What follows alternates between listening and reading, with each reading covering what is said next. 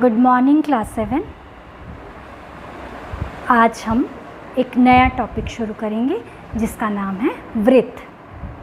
वृत्त में हम सबसे पहले जानेंगे कि वृत्त होता क्या है, उसके बाद हम उसके क्षेत्रफल और उसकी परिधि के मापों के बारे में जानेंगे। तो गर्ल्स, सबसे पहले मैं वृत्त की एक एग्जाम्पल आपके सामने दे रही हूँ, दिस बैंगल। ये चूड़ी जो है वृत्त की बहुत ही सुंदर उदाहरण है। ठीक है, आप देख सकते हैं कि ये एक वृत्ताकार सर्कुलर शेप की बैंगल है और इसमें हमको जो परिधि दी हुई है, ये जो बाहर का घेरा है जिसे हम लोग परिधि कहते हैं, इसे हम लोग वृत्त का सर्कमफ्रेंस भी कह सकते हैं, ये हमारे पास प्राप्त होगा। दूसरा, इसका क्षेत्रफल, यानी कि इसने कितना क्षेत्र घेरा, इसके अंदर कितना इसने क्षेत्र घेरा, वो हम भी ज्ञात कर सकते हैं। जैसे मान लेते हैं आप एक कागज़ में से सर्कल काटते हैं, ये तो एक तरह से रिंग शेप का हो गया। आप एक सर्कल काटते हैं इस तरह से गोल कागज़ का टुकड़ा, ठीक है, उसने कितना क्षेत्र घेर के रखा हुआ है, उसको हम लोग क्या कहेंगे, वृत्त का क्षेत्रफल। तो सबसे पहले हम लोग पढ़ते हैं वृत्त, जिसे हम लोग सर्कल भी कहते हैं। ठीक है, ये कहलाता है सर्कल। सर्कल क्या होता है? एक निश्चित बिंदु से निश्चित दूरी पर, एक निश्चित बिंदु से निश्चित दूरी पर बिंदुओं के समूह को हम लोग क्या कहते हैं, वृत्त कहते हैं। इस निश्चित बिंदु से निश्चित दूरी पर ये छोटे छोटे डॉट जब मिलकर एक रेखा बनाते हैं, वक्र रेखा बनाते हैं, तो इसे हम लोग क्या कहते हैं, वृत्त कहते हैं। और वृत्त की बीमा जो है, जो इसकी सबसे इम्पॉर्टेंट भुजा है, उससे हम लोग त्रिज्या कहते हैं। ठीक है, वृत्त के जब हम सर्कल ड्रॉ करेंगे तो उसमें हम लोग ये सेंट्रल लाइन जो ओ से होकर जाती है, ओ से गुजरती है, उससे हम लोग क्या कहते हैं, व्यास कहते हैं। ए बी क्या है, वृत्त का व्यास। उस निश्चित बिंदु के अंदर से गुजरती हुई रेखा वो ऊपर से नीचे भी जा सकती है और वो इधर से इधर भी जा सकती है। ये सारी की सारी क्या कहलाएंगी, वृत्त का व्यास कहलाएंगी। ठीक है, जो सेंटर से गुजर कर जा रही है वो क्या कहलाएगी, व्यास कहलाएगी। और व्यास को अगर आधा करेंगे तो वो क्या कहलाएगा, रेडियस कहलाएगा। तो यहाँ पर ए बी क्या है, इसका व्यास। व्यास को हम लोग डायमीटर, इंग्लिश में क्या कहते हैं, डायमीटर। और ओ बी या O A is equal to O B, ये क्या है आपकी त्रिज्या। त्रिज्या को हम लोग क्या कहते हैं, रेडियस। ठीक है, और व्यास को, इसको अंकित करते हैं हम लोग डी से, स्मॉल डी से, और इसे अंकित करते हैं हम स्मॉल आर से। ठीक है, तो ये हमारे पास दो पद आएंगे, एक व्यास और एक हमारे पास त्रिज्या आएगा। अब हम बात करेंगे वृत्त की परिधि। वृत्त की परिधि, गर्ल्स, वृत्त की परिधि बताने से पहले मैं आपको एक नए पद से इंट्रोडक्शन आज कराऊंगी। एक नया सदस्य हमारे मैथ्स में तुम्हारे लिए एक नया सदस्य है, दैट इज़ कॉल्ड पाई। इसे हम लोग क्या कहते हैं, पाई। ये जो शब्द है ये आपके लिए बिल्कुल नया होगा। ये देखो कैसे मैंने लिखा, ऊपर एक लाइन और ये इस तरह से नीचे की ओर दो, टी को एक और तरफ से बनाना है लाइन, तो ये क्या कहलाता है, पाई कहलाता है। और पाई यहाँ पर हम लोग यूज़ करेंगे फॉर्मूले में। इसलिए ये क्यों यूज़ होता है, ये कैसे यूज़ होता है, ये अभी आपके सिलेबस में नहीं है। धीरे धीरे आप बड़े हो जाएंगे तो ये चीज़ें भी आपको समझ में आएंगी। तो पाई जो है, इसकी वैल्यू हम लोग 22/7 मानकर चलते हैं। पाई जो है उसका मान है 22/7 या फिर 3.14। इसको डेसिमल में लेना है तो 3.1। अगर आपको डेसिमल में लेना होगा तो क्वेश्चन के साथ लिखा रहेगा कि पाई का मान इतना लें। जनरली हम लोग उसको 22/7 लेकर ही चलते हैं। तो अब हम वृत्त की परिधि, परिधि यानी कि सर्कमफ्रेंस, सर्कमफ्रेंस, ये होगा हमारे पास ये पोर्शन, वृत्त की परिधि, ये घेरा हमारा वृत्त की परिधि कहलाता है, सरकमफ्रेंस कहलाता है। इसका सूत्र होता है 2 pi r, 2 into pi, pi means that 22/7 और r क्या है, रेडियस, यानी कि 2 गुना 22/7 गुना त्रिज्या, ये हमारी परिधि हो जाएगी। ठीक है, ये परिधि का सूत्र हो गया, ये हमारा सूत्र हो गया 2 पाई r। अब हमको निकालना है सर्कल का क्षेत्रफल। ये जो एरिया कवर्ड बाय सर्कल, मैंने आपको पहले भी क्षेत्रफल की परिभाषा बताई थी। जिस क्षेत्र को इस वृत्त ने घेर के रखा हुआ है उसके मान को वृत्त का क्षेत्रफल कहते हैं। तो हमारे पास आएगा वृत्त का क्षेत्रफल, जिसे हम लोग एरिया ऑफ अ सर्कल भी कहेंगे।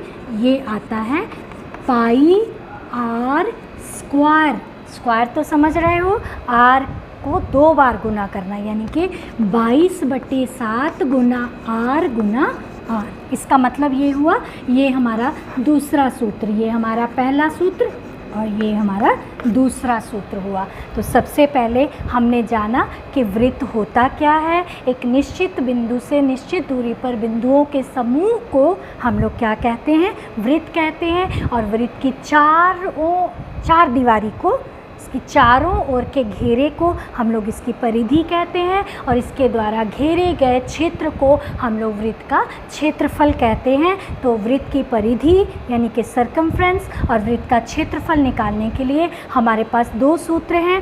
पहला है वृत्त का circumference is equal to 2 pi r और दूसरा है वृत्त का क्षेत्रफल is equal to pi r square. तो ये दोनों से संबंधित सूत्रों से संबंधित हम लोग अपनी नेक्स्ट एक्सरसाइज बनाएंगे 15.3।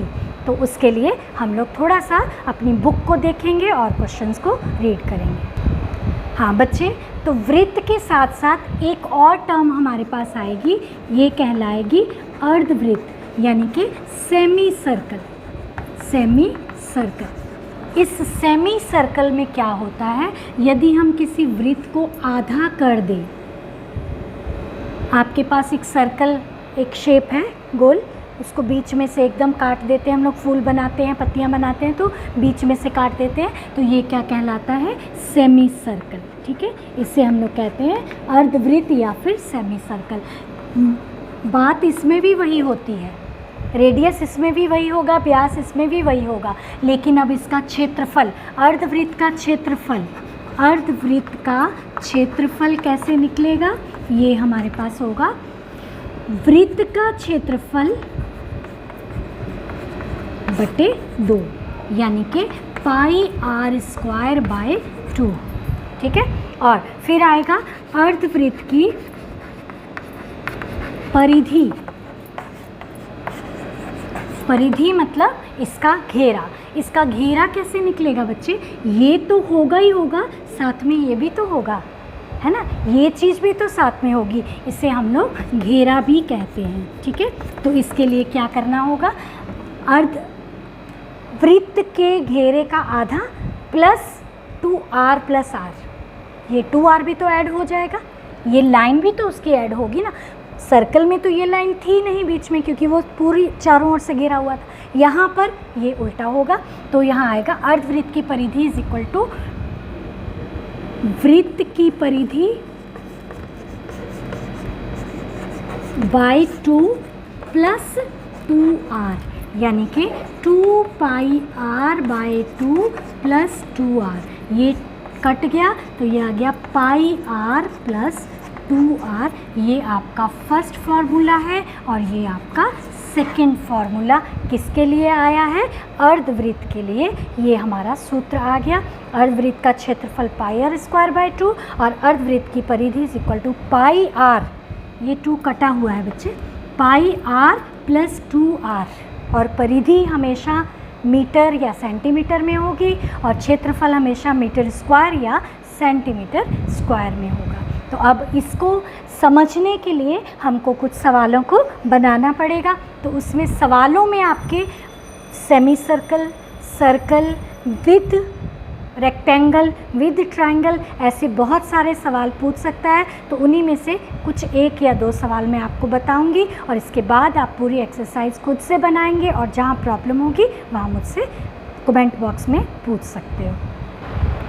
आपकी एक्सरसाइज 15.3 का क्वेश्चन नंबर 5 है, एक एल्युमिनियम शीट की परिधि यानी कि उसका घेरा, परिधि हमको दी हुई है 220 सेंटीमीटर, ठीक है, और कह रहा है इसकी त्रिज्या और इसका व्यास दोनों ज्ञात करने के लिए हमको कह रहा है। तो सबसे पहले हम परिधि का फॉर्मूला लिखेंगे। वृत्त की परिधि का सूत्र क्या होता है? वृत्त की परिधि is equal to 2 pi R, ठीक है, और ये 2 पाई आर का मान हमको कितना दिया हुआ है? 220।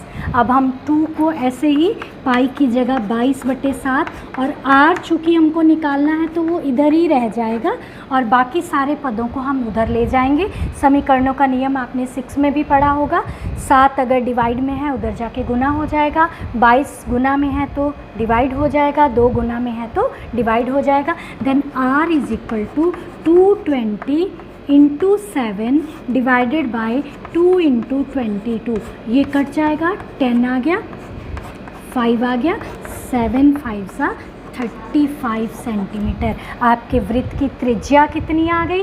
r is equal to 35 centimetre answer आएगा हमारा। और कहता है d निकालने के लिए व्यास, तो d is equal to 2 into R. व्यास जो है वो त्रिज्या का दुगना होता है। अभी अभी मैंने पहले भी बताया, ये आर है, ये आर है, 2 आर मिलेंगे तो ये किसके बराबर हो जाएंगे? डी के बराबर हो जाएंगे। D is equal to 2 into 35, then it is equal to 70 centimetre. तो हमारा व्यास जो है वो कितना आ जाएगा?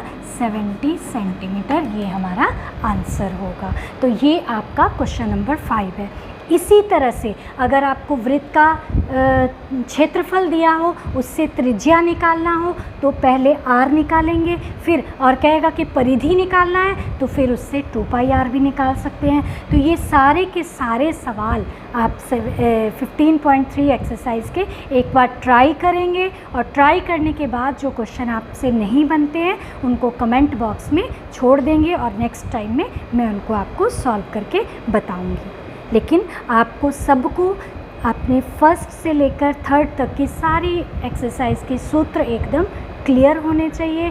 सूत्रों को याद करने का एक ही तरीका है कि हम बार बार लिख कर उनकी प्रैक्टिस करें और इसके बाद आपको प्रैक्टिस जब हो जाती है ना तो अपने आप से सवाल जो हैं वो बनते चले जाते हैं। तो आपका ये काम है कि आप सूत्रों की प्रैक्टिस अच्छे से करें और एक्सरसाइज को मन से बनाएं, कोशिश करें और जो क्वेश्चंस नहीं बनते हैं वो प्रॉब्लम्स ज़रूर पूछें। थैंक यू बच्चे।